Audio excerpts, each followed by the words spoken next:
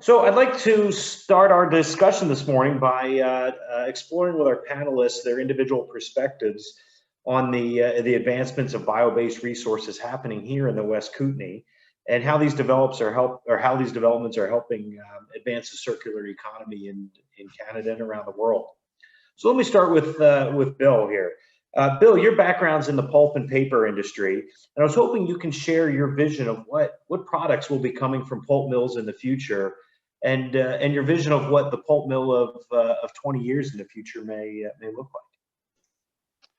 Okay, thanks, Scott. Well, maybe I'll start with the second question first. Is what I think mills will probably or may look like in 25 years, and that'll morph into some of the products that I think we could potentially be making. So for the mill of the future, it really starts with fiber security, right? And figuring out in a complex world where there are multiple users of the land, and particularly in Canada where it's crown-owned land, and so securing fiber is really the first step in it all. And then when I think about production as the first part, I think it'll be all begin. First of all, there's no more exciting time for our industry right now. We're at a really creative time where there's a lot of innovation going on, a lot of opportunity, and there's going to be winners and losers in that. If you're on the wrong side of where your mill assets are, it may be an opportunity for reinvestment, retransformation of the business. But for those of us that have assets that are on more towards the higher, newer performing assets, we're in a little better position. But the mills are going to be almost certainly centered around producing negative carbon emissions, the decarbonization of our society, replacing fossil fuels with things like lignins and syngas and tall oils and those kinds of products, which really comes from extracting. It's not just about fiber transformation. It's about everything that you can get out of the base raw material, the trees and the cellulose and the fiber. So that'll be on the production side. When I think about the specific products, the things that we're exploring around taking things like synthetic gas and cleaning that up as a feedstock to a chemical industry, and there's now a pull for from chemical companies that are needing to green up their supply chain and having inputs.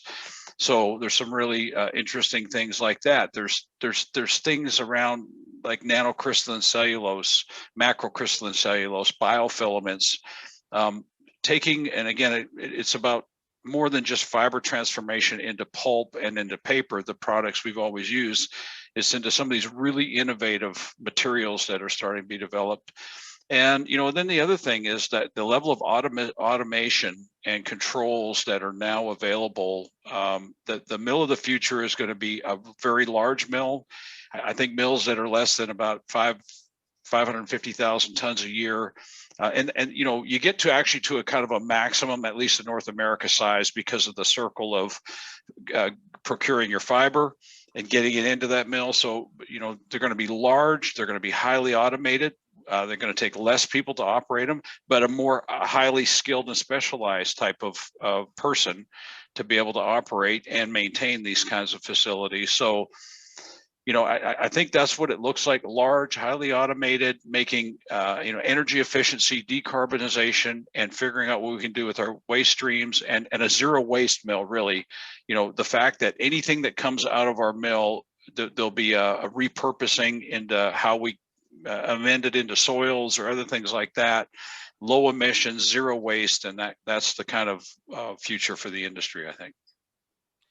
Thanks, Bill. And I agree with your assessment. It's a very exciting time to be in this industry, and we're on the cusp of a lot of change. And I really appreciate your vision of where the pulp and paper sector is going to help take us. And so, with that, let me turn the discussion over to Fernando, and building on the concept of or just the point of the excitement in the industry and the advancements going on. Fernando, you've got a lot of experience, and a lot of your work has been in the thermal transformation of biomass. And in a world that we know now is very hungry for renewable energy, I was wondering if you could share your thoughts of how the thermal conversion of biomass fits, compared to other renewables like solar and wind and geothermal. And if you could put your future hat on as well, like Bill did, what do you see the technology and thermal conversion of biomass taking us in the next 20 years? Well, thank you for the question. Maybe I'll start at the sort of the basics and how does biomass compare with solar, wind, and geothermal. Right off the top, I think it's relatively safe to say that biomass has advantages in that it's portable. You can move it around, and it's also available on demand. In other words, you can get biomass and use it when you need it and where you need it. The other sources of renewable energy don't really have those features. Geothermal is geographically restricted. Solar and wind are intermittent. So biomass is really the energy source that can be available when and where you need it.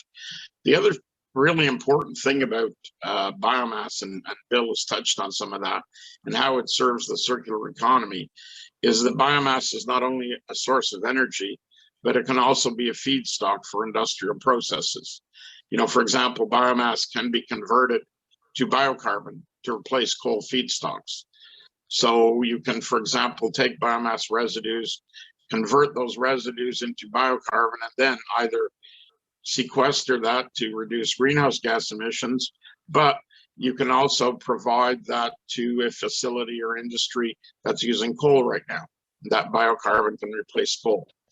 Biomass can also be converted into gas. It can be made into renewable natural gas, which can be fed into the gas pipeline. It's indistinguishable from regular natural gas. So that's another feature for it. And finally, it can be liquefied, and it'll serve not only as a liquid fuel, but also to make commodity or specialty chemicals. You can use biomass, everything from plastics to food additives to pharmaceuticals can be made from liquefied biomass. So there's a lot of potential for biomass for things other than energy. Really, the question is really, you know, what is biomass best suited for? So that's what we really have to focus on. And if we think 20 years in the future, well, 20 years in the future brings us to about 2050 almost. And 2050 is what you hear all the time about right now, with a big focus on, we want to have net zero greenhouse gas emissions by 2050. The commonly discussed solutions for net zero by 2050 are electrification, advanced biofuels, and hydrogen. Electrification we're familiar with.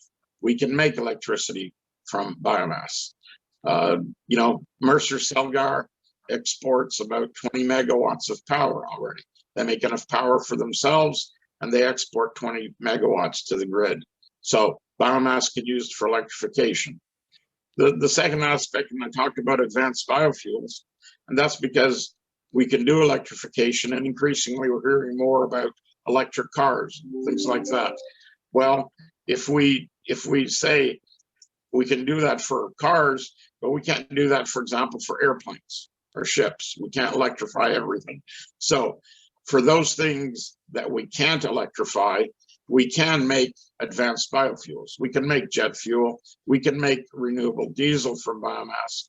And those are advanced biofuels which will reduce greenhouse gas emissions and supply not only heavy industry, but aviation and shipping with the energy that they need as well. And then the sort of third big net zero thing, and we've heard a lot about that in the last year or so, is hydrogen. Well, hydrogen isn't something you mine or exists. You have to make hydrogen, and it's really an energy carrier rather than a source. And there are a number of techniques, and I've already mentioned, you can take biomass and gasify it, make a gas. Well, you can also make hydrogen. So biomass can fill the need for all of the solutions to net zero. It can help with electrification. It is the source for advanced biofuels, and it can provide us with hydrogen. So it will go a long way to meeting the various needs that we need to achieve net zero by 2050. Great, thanks, Fernando. That's really painted a really exciting picture for the role that biomass is going to play to get to the net zero by 2050, and I appreciate that. Daryl, let me switch gears here a little bit and ask you a little bit about the work you're doing with biomass, not as a conversion, a thermal conversion or conversion in a pulp facility like Bill and Fernando are talking about, but as a substitute for plastics, and that's the area you've been working in. And I wonder if you could share with us why is wood a good substitute for plastic, and what are the opportunities and limitations in using biomass as a plastic substitute going forward?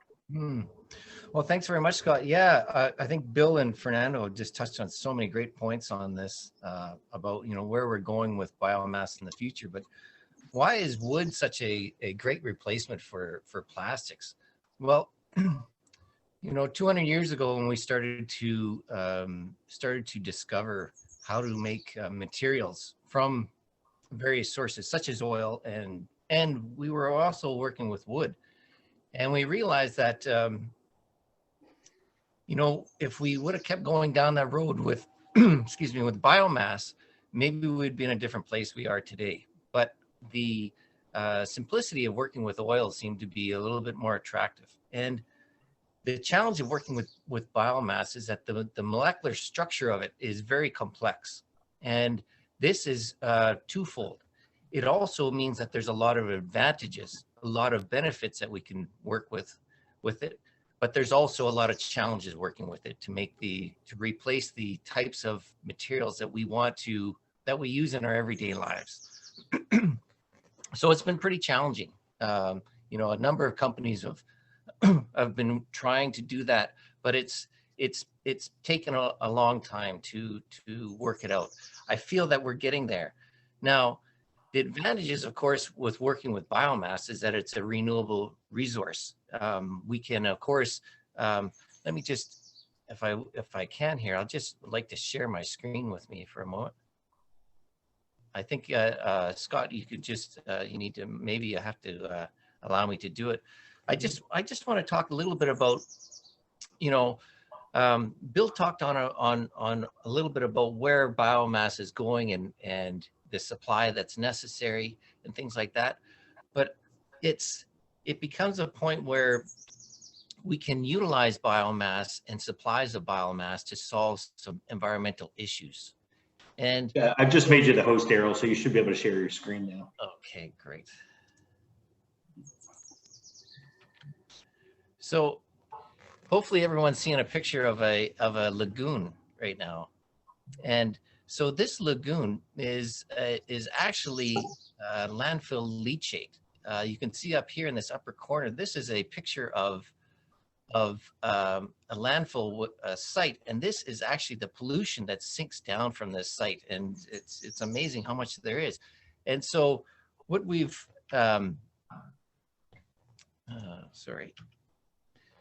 so you can see the next picture, and this is a tree farm where we're taking that pollution from the trees and putting it, or the pollution from the landfill, and putting it on these trees. And this has been happening for a number of points now, but we are then taking those trees and converting them into plastics. So the future of where we'll be going with plastics is not only creating plastics from wood that is sustainable, renewable, and actually performs as well, if not better than our current petrochemical plastics, but ones that we can solve environmental issues with as well. And maybe even dedicated fiber sources to those production of those materials. So thank you. Great. Yeah, no, thanks, Daryl. It's really, fascinating. It's not just using, biomass to displace a non-renewable, product of the fossil fuel, but also using it in a way to solve another environmental problem and clean up pollution. I think that's fantastic. So thanks for that. If you could maybe make me the host again, that would be great. In the meantime, let me get Dwayne's take here, and we haven't heard from Dwayne yet. And let me ask you, Dwayne, about biomass in the West Kootenays, and it's a topic you've got a lot of familiarization with. Here in the West Kootenay, if you drive through our area, on any of the highways, you see nothing but trees and forest, and biomass really appears to be quite abundant. And it is thanks to our well-managed forests and responsible practices. But there are challenges to expanding the utilization of biomass in our region. What do you see are the sourcing logistics obstacles of using biomass for new technology and new projects that are coming online? And what opportunities do you see to expand the utilization of biomass, both in the West Kootenay and broader? Yeah, thanks, Scott. That's a great question. It kind of takes it back to the roots, and interesting to hear Daryl's perspective where they're actually creating their own biomass. Somehow we have to figure out how to deal with the biomass that we've got out there today. So there's two parts to that supply chain, right? There's the product that comes out of the roundwood processing facilities in the forms of sawdust, shavings, chips, and hog fuel. Hog fuel is usually bark. And that's the part that most of the viewers of this don't really see. That's the stuff that's driving past you on the road every day in the chip truck that isn't actually hauling chips, it's hauling one of those products. And in those four products that I mentioned, chips are really today the only one that stays in the Kootenays, and that's going to Mercer Celgar to Bill's operation. The other three travel outside of Canada to be processed from our facility anyways. There's a US company, as Fernando said, that's using the biomass for electrification. They take a big portion of our material. There's another company that's taking our shavings and turning them into pellets, as well as animal bedding, and the sawdust is also going there as well. So that's all fiber that is very large magnitude that's going out of here every day that could be used locally if the right end user was found. And then part two of that supply chain is what you see in our forests, and that's what Scott just mentioned. So I think generally speaking, most of us around here, when we think of underutilized fiber, we're thinking about those slash piles that we see out in the forest that aren't getting used. And any of us that recreate in our forests have seen these waste wood piles sitting out there where harvesting has taken place, or we've seen the smoke in the fall from those when they're being disposed of. And I'm sure we've all thought, man, there has to be a better way. And over the years, I've had countless calls from entrepreneurs with the mindset that, wow, there's all this free fiber out there. Surely we must be able to do something better with it. And each time someone takes a deep dive into that idea, it comes to a grinding halt when they realize the actual cost of that fiber. And it's not about the cost of the fiber and where it's piled on that hillside. It's the cost of getting that wood delivered to a facility. The Forest Service roads that we operate on in the southern interior, and more so in the West Kootenays, are steep and narrow and can only be accessed by trucks that haul this product that have very little capacity. Very little capacity at a fixed hourly rate means a high price to the end user. You can't haul air off of a mountain when you're trying to haul a pile of material like that. And it's a price that up to this point, nobody has figured out how to make work at any noticeable scale. In 2009, when I spent some years at Mercer Celgar, we started an initiative to get unused fiber out of the waste wood piles and to turn it into, at the time, what was its highest end use, and that was chips. Mercer carried on with this quest at a much larger scale with findings that challenged the economics of it on a continuous basis. In northern BC, it's set up a little differently, where they can actually get full-size chip vans into the forest and grind up that material, eliminate that airspace, and minimize lower your trucking cost to where it actually can work. Here, most of our road systems, the best we can do is a dump truck or something slightly bigger, and it's just not economical at this point. Mercer had also done some research at the time when I was there of a new design of a truck that they actually had in Europe. We actually went over and looked at it. Something that would actually take that material and compress it like a big clam, so that you're actually getting rid of that airspace and hauling that. That helped, but still didn't have the desired results we wanted. Why are we suited for growth in our area? Because of the fiber that we have, and it's significant. The unused fiber is really significant. We use a very small portion of that today, to the point where I assume it's not economical for Daryl to take it from there. So he's growing his own product, right? And so that's somehow we have to get to the point where we can utilize that fiber. And it's one of the other challenges we have in the West Kootenays is it's not a super friendly place for new industry. There's nobody welcoming you with open arms when you propose that we're going to put in a biomass facility in Fruitvale, and the social media comments start flying, and why is it bad, and they're just going to use more trees. And there's this, it's a challenging place that we live, and somehow we need to change the attitude and on that. I think the opportunities to expand are almost endless. The material is not free. I wish it was, but the farther you get from that facility, the greater the cost, and the cost is all about the transport. Okay, thanks, Dwayne. Having worked in the forest industry in the Kootenays for many years, I echo your comments. There's lots of material and lots of biomass, but there are challenges to access it. And you know, as we talk about some of the technologies that Fernando and Daryl and Bill are alluding to, you know, I'm hopeful that the economic equations will work as we go forward to see it more and more of that material utilized. Let me take the next question here to Fernando and Daryl and get both your perspectives on this. You both are working in the, you know, really the forefront of the R&D and some of the leading edge technology development in biomass. Maybe you'll start with Fernando first, and then go to Daryl. What do you think is needed, Fernando, to accelerate the role of biomass in the circular economy?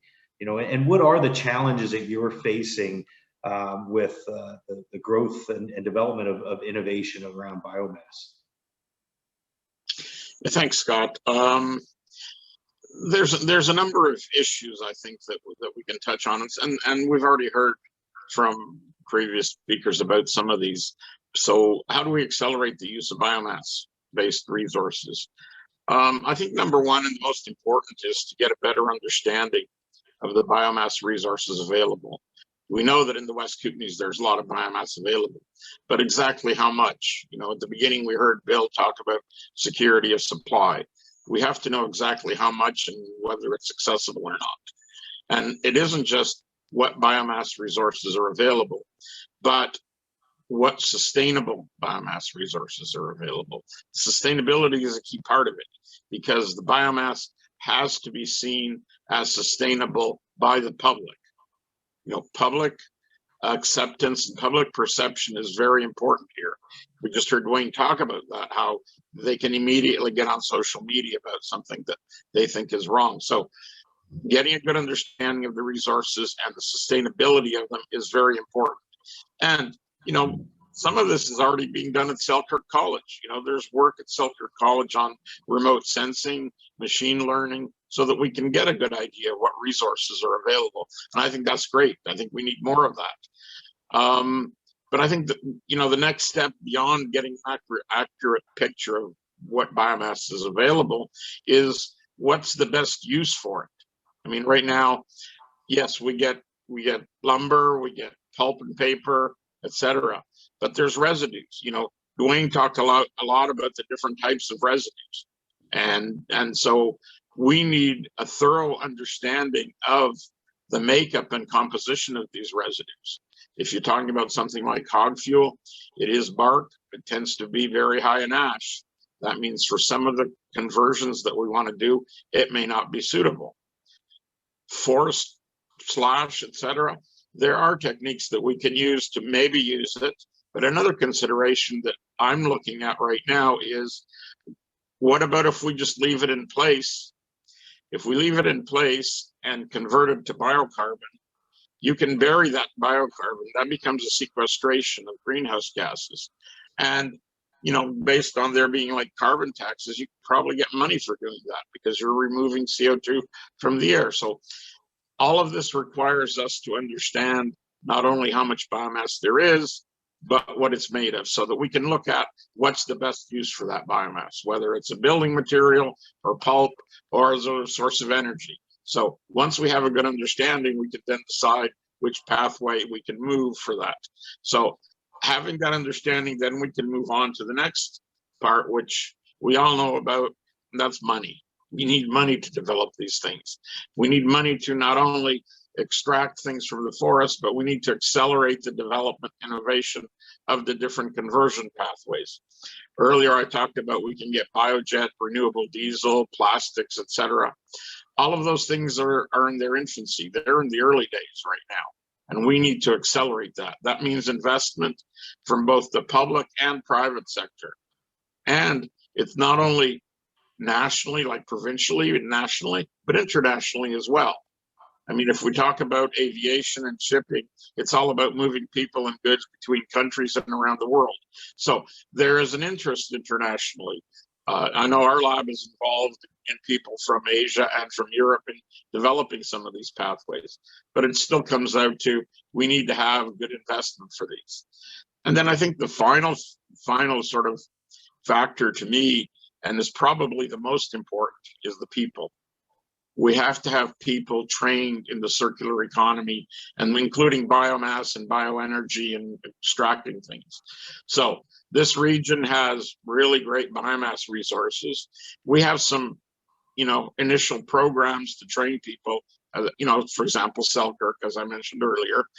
But we really have to rapidly grow these programs. We have to have dedicated programs on the circular economy and biomass and the bioeconomy so that people are ready to move forward and meet the goals of 2050. So to me, it's all of that. It's understanding the biomass resources, making sure that there's investment, and then the key thing to me is still the people. We need the people, and we have to train the people. And I think Selkirk College is in a great position already to lead some of that, but we need more of it. Thank you. Wow, thanks, Fernando. Very, very comprehensive answer. I really appreciate, the comments there around what the obstacles are and what's needed. Daryl, can I throw that same question to you? Is what do you think we need to do to accelerate the role of biomass, and what are the challenges with that? Mm-hmm. Yeah, brilliantly said by Fernando. I really, as you mentioned, I echo a lot of the things that he said. But I think one of the challenges is that we need to make things that are seamless. We see a lot of new products coming out that are made from biomass, but they don't seamlessly fit into manufacturing. One of the things that when you talk to the person on the line of the manufacturing line, they don't want change. And the public may echo, well, I want to see sustainable things. Why aren't we doing these things? Why aren't we doing those things? But I don't want to change. I don't want to change my lifestyle. I don't want things to change. So we as industry need to change. We as industry need to be the innovators and come up with the products that seamlessly integrate into the current state-of-the-art manufacturing. And that is just, in my view, that is the biggest challenge. Like, how do you make that product that just that the consumer won't even notice that there's been a change? This has gone from a non-sustainable product to a sustainable product, and the characteristics of it and the performance of it, if anything, raise my lifestyle, so I can feel good about purchasing it. And then we come to cost.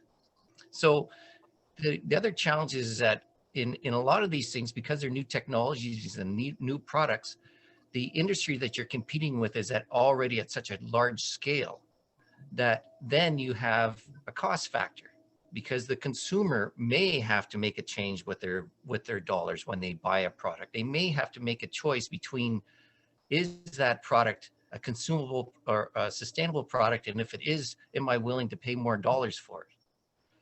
I think that's something that we have to overcome. And Fernando mentioned it, that takes dollars, not just the research dollars, but it takes dollars to get to the scale that you can produce at that you can compete on that. And I think there's another thing that's coming. Fernando talked about carbon credits and how those things can affect things. The other things that I believe that we'll see for the consumer, and how that can really help out get these products out to the marketplace and into everyday lives, is actually being transparent, right? The consumer has to have some sort of a scale that when they look at a product, that they know that it's been sustainably made, and not just the materials itself, and whether those materials are actually sustainable, because that's a whole nother thing. A lot of these, the greenwashing that goes on with a lot of these different materials, we need to have a trust system in what the consumer is buying that shows you that the supply chain in making those materials is transparent and can be trusted. And that's all coming. Things like blockchain are going to be creating a lot of this, and carbon credits are going to be creating a lot of this. And so we need, as consumers and as a society, need to get behind a lot of these initiatives that are sometimes a little bit difficult at this time and maybe a little bit clunky, and realize that for this to really take hold, we need to invest in it in more than just dollars of investment and research, but we also need to invest in it as individuals. We need to make conscious decisions with our consumer dollars on buying sustainable products. Great, thanks, Daryl. Another fantastic answer to that question. You guys are just really insightful here on this topic. So thanks, Daryl. Let me bring Bill and Dwayne back into the conversation with a question on a slightly different topic around the suitability of our region here in the West Kootenay for advancement in biomass. And back to Dwayne's comments, and speaking from personal experience, yeah, there are certainly challenges with utilization of biomass and accessing biomass in our region. But nonetheless, we are seeing a lot of innovation happening in the West Kootenay. There's a lot of new things happening at Celgar. Fernando and Daryl are both located, in this region and doing great work. And Dwayne, your company has just built a cross-laminated timber plant in this region. So my question to Dwayne and Bill is why is the West Kootenay region, seeing this or being seen as a hub for innovation and development in biomass and bio-based materials? What is it about our region that, despite some of the challenges, is really allowing innovation in this sector to take hold? Maybe I'll start with Bill and then go to Dwayne. Okay, thanks, Scott. That's maybe the most important question that I'll probably answer in this whole thing is, and actually Fernando touched on it in his last comment. And so it's about people, right? So when a little bit about my background, I grew up in the Okanagan and then, worked a little bit in forest products, and then spent 30 years pretty much working for large US companies in the Southeast, and only came back to BC a couple of years ago. And a lot of people think, well, what would you look at, with the company profitability and all of this kind of stuff to come back to Celgar as a managing director? And, all of that stuff's important. I'm not saying I didn't look at it, but the number one thing I looked at was, can I get talent? Can I recruit people to come to the area and the region?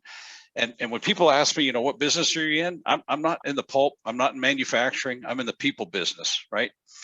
It's really about, if you get the right kind of technical talent and leadership and organizational capability in terms of people, all of that other stuff are just outcomes, right? You really put together these teams. And so this region, when you look at it, growing up in the Okanagan, like I knew, it's outdoors, it's, skiing, it's fishing and hiking and motorcycle riding on the beautiful rides, and the winters are not harsh. So, when you look at recruiting people, and I've worked all across the US and Canada, there's some locations, typically pulp mills are located in remote areas that, just aren't that fun to think about living there, right? They're usually located on a river out in the middle of nowhere. But you look at what we have, and it's not just us. We've got, so we've got the ability in this region that people want to live. And when you look at innovation, you look at where innovation goes on in the San Fernando Valley, California, and Colorado, it's where people want to live, right? And people have choice and mobility now. And it's not just about one person anymore. It's about two people have to be able to find careers and develop themselves. And I think that's what this region is waking itself up to. The Okanagan has grown so much since I was a kid. This is a natural area. We've got resources. We've got the ability to attract talent. It's the perfect formula. The other thing that we got that I think is a little bit unique is, we have kind of the triumvirate of Castlegar Trail and Nelson, sort of three distinct communities that have, and we have others, you know, we have Rossland and Fruitvale and all of these little communities, but we kind of have this sort of regional approach to that's starting to emerge, I think, around how do we develop a regional approach to thinking about what the opportunities look like. So I think that's why we're in a good position. I mean, just look at, we got Fernando Prado. For maybe some people don't know him, he's in the top 4 or 5 people in terms of globally that does what he does, and he's Canadian. He's living right here in our backyard. And Daryl, who I haven't really gotten to know that well, you know, yet, but there's, you know, Scott, yourself, we're integrated with your business, and Dwayne, and, you know, I've heard us all talk about how we're integrated in the supply chains and working together and producing products that we're, you know, so that's what I think we have that's really setting us up for success in the long term. Now the challenge will be about, it's the money and telling our story and getting everybody involved in this long range strategic plan for the region. And there's a lot of interesting work going on there. The regional district and cities and communities are coming together to try to put together an actual strategic growth plan. So I think it's a really interesting time that I think we're going to look back in 20 years and think, wow, a lot of good stuff happened. Yeah, great. Thanks, Bill. I love that answer. I love your point about it. It really does come back to the people, and I couldn't agree more. Dwayne, let me get your take on, you know, why the West Kootenay is you know, is a hotbed for innovation in bio-based materials.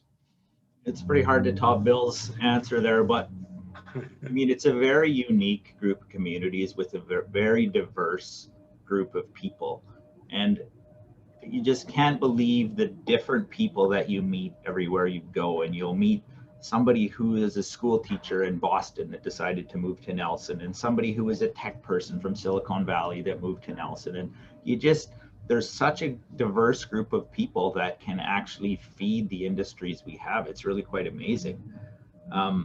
And, you know, all of us that have been here for a while or have a history here or roots here, we're all innovators. We're all invested in the communities that we live in. We all support them through volunteering, through supporting them through our businesses, and it's just very unique. And we all want something better for our force. We all want to be the model. If we're not, that's where we want to be. And utilizing all forms of the fiber to the highest end use that we can take out of them to maximize the benefits to our community is what we want to do. That's, I think, all of us on this call, or all of us on this panel would be fully behind that. You know, I think the 3 panelists, besides the host and myself, I mean, they're the leaders of biomass use in our area, and we're only the very start of using this resource. But government really needs to step up for us. There's a stumpage system that is a take system that really puts nothing back as far as this kind of stuff is concerned. You know, we're in a period right now, probably for the next 6 months, where government will have their highest stumpage revenues ever. And some of that money needs to go back into this research, into these types of projects. I mean, there is still chippable fiber that's left in the forest because we can't afford to take it to the end user. And today that's Celgar. And that's just not right. Like, some way that needs to be subsidized, and how that circles around and the benefit back to the government coffers will actually be more than the loss that they're going to give up in taking some of that money out of the pot. So I think there's a lot of opportunity. I think it's a great place we live. I think the people are the key, and there is opportunities for government to step up and be part of the innovation that needs to happen to get this resource used. Great, thanks, Dwayne. Couldn't agree more with your comments. Just watching the time here, and I appreciate everybody's answers and discussion. This is, you know, this could go on for hours, but with the time here, we want to give our conference participants a chance to ask some questions in our live session. So we will switch over to that now and take some live questions. And I, you know, appreciate the answers from everybody so far, and look forward to your questions in the live session. So thanks, and we'll see you shortly.